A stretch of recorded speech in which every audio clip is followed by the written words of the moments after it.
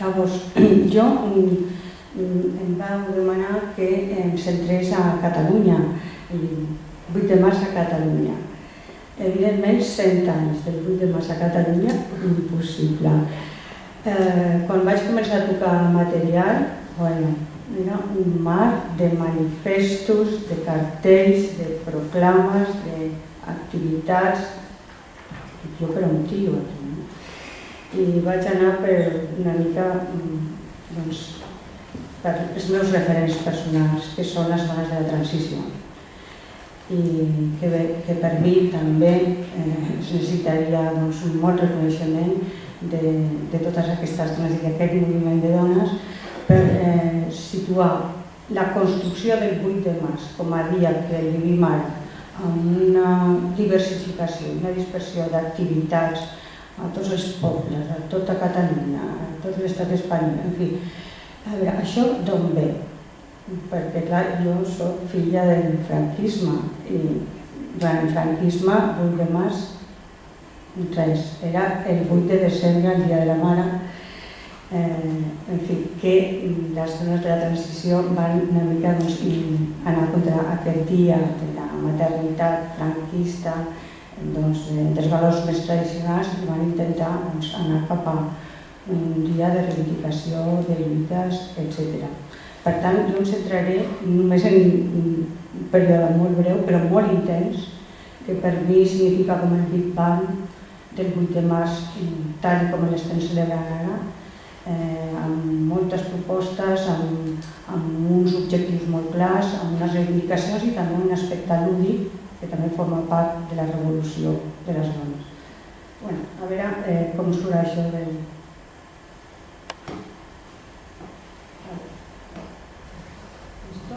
No, el otro. Ay. La pequeñita, la flecha negra. Esa. Vale, y ahora la muestra.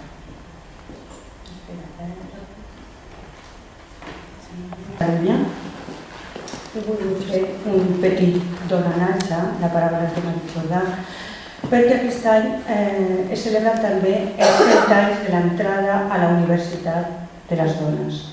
O sigui, les dones no van poder entrar a la universitat amb igualtat d'oportunitats, amb una legalitat en peu d'igualtat amb els homes fins al 1910.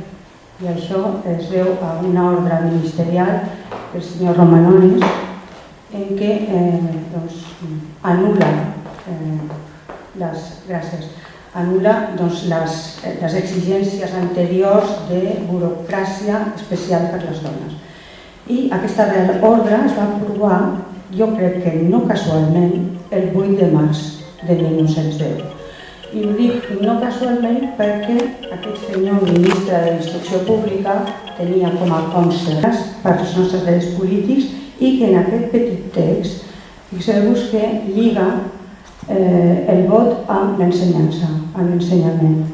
O sigui, el vot va ser importantíssim, va ser una lluita política central, però anava acompanyada d'altres moltes lluites en el tema de les dones. Llavors, un recordatori de totes aquestes dones que van lluitar perquè el 1931 fossin ciutadanes. Un petit homenatge.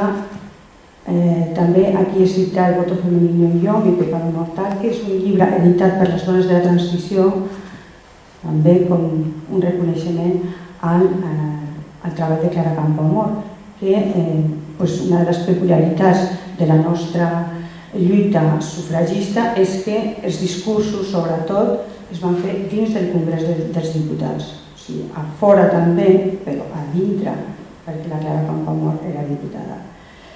Aquí teniu el llibre, que és un llibre importantíssim, que jo us recomano, que s'ha editat una altra vegada, fa poc, però que realment aquí veureu els arguments que Clara va haver de rebatre per defensar el dret de les dones.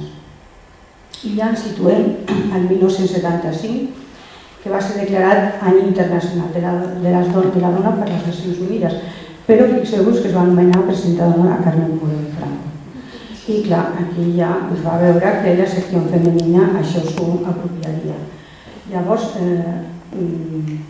de seguida va haver-hi molts recels per part de les dones conscienciades, dones que tenien ja, que estaven treballant en grups d'autoconsciència i que ja tenien una consciència feminista, i van sortir amb respostes com la de la Núria Pompeia, que també us recomano molt els seus llibres, perquè els seus llibres que són d'humor, però tractats de teoria feminista radical. Llavors va ser una resposta a aquest any internacional de les dones i malgrat aquests recels i aquestes reticències com la de la Mari Jordà, que el va qualificar com de l'any interenganyifa de la dona, però tot i així Lídia Falcón reconeix que realment les dones aprofitem les oportunitats que tenim. El tema de l'entrada a la universitat, que ara ja som més dones que homes. Doncs el tema de l'any internacional de la dona, Lídia Falcón reconeix que ese fue el inicio de una explosión de demandas, de reivindicaciones y de iras reprimidas que liberaron a las mujeres españolas por tantos años de represiones, de injusticias, de silencios, que las llevaron a organizar el más activo y radical de los movimientos feministas europeos. Que poc sabem d'aquest moviment nostre qualificat com el més actiu i radical dels moviments feministas europeos. Això és una vergonya. Dice, las mujeres fuimos el motor de transformaciones nunca vistas en nuestro país y nada esperadas en el concierto de pactos y componendas con que los hombres pilotaron la transición democrática. La transició democràtica que ha generat quantitat d'obres, d'investigacions, de literatura. Quantes vegades parlen d'aquest moviment, el més radical i actiu dels moviments europeus? O sigui, encara estem amb el tema de l'oblit, de les dones, de l'oblit del seu llegat, etc. Aquí és una octavilla que m'ha interessat molt posar-la perquè és de l'any 75. És de l'any 75, és una octaveta amb motiu del 8 de març de les dones mujeres democràtiques que han del PT, el Partit del Trabajo. I comença explicant, com tots els manifestos del 8 de març, comencen explicant la història, que és una història que ara està molt qüestionada sobre l'exactitud de tots aquests fets, però està molt lligada l'explicació a Rússia i al que explicava la Medinais del tema del treball i la gloriosa revolució russa,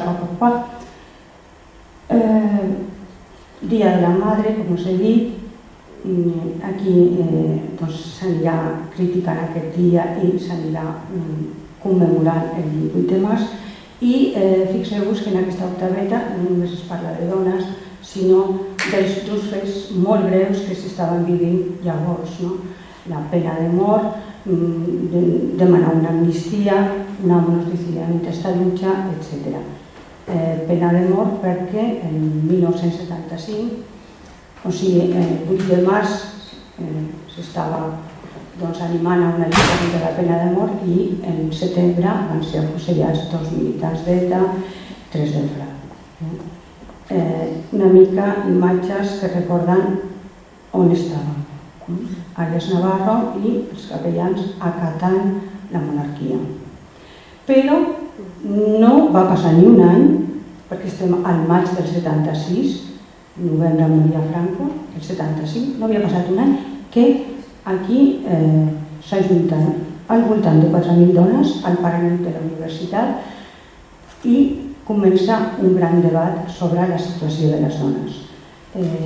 Són unes jornades importantíssimes que per mi suposen aquest Big Bang, aquest moment d'explosió i d'eclusió de temes. Les dones tenien moltíssima necessitat de parlar, d'expressar, de debatre.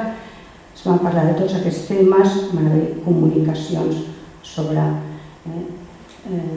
molts altres temes i van haver unes conclusions que són 10 Hem volgut resumir una mica, però és que no podia perquè eren totes tan importants que no volia deixar-me alguna.